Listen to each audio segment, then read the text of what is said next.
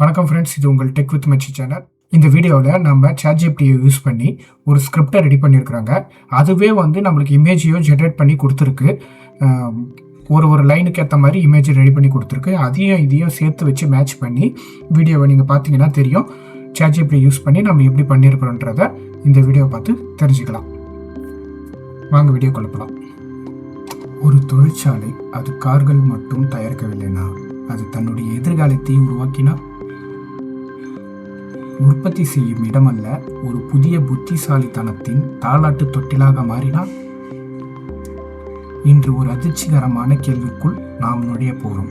ரோபோட்களை நாம் உருவாக்கினது துல்லியத்திற்காக, சேராத உழைப்புக்காக, கட்டளையை கேட்பதற்காக.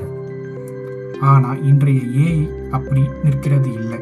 Reinforcement learning, generative intelligence.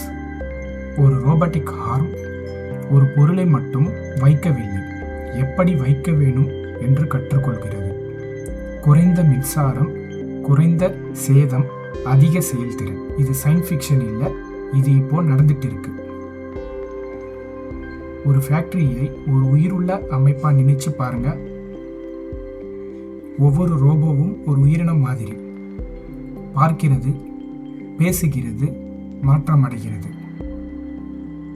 எந்த மைய கட்டுப்பாடும் இல்லாமல் எறும்புகள் போல, தேனீக்கள் போல ஒரு கூட்டு நோக்கம் தானாக உருவாகிறது.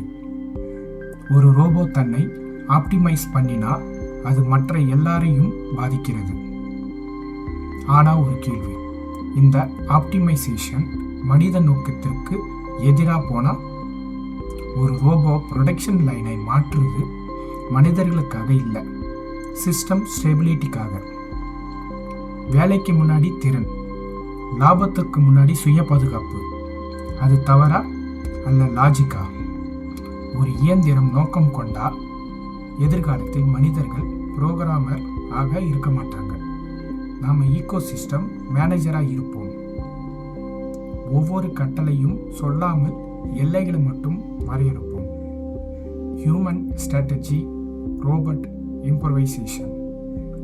இரண்டுக்கும் நடுவில் ஒரு நடனம். இது மனிதர்களை மாற்றுவதற்கான கதை இல்லை, இது ஒரு கூட்டாண்மையின் கதை.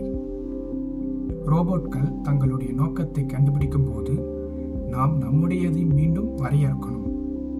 அசம்பிளி லைன் ஒரு ஆரம்பம் மட்டுமே. நாம் கருவிகளை உருவாக்கிறோமா அல்லது வாரிசுகளை உருவாக்கிறோமா?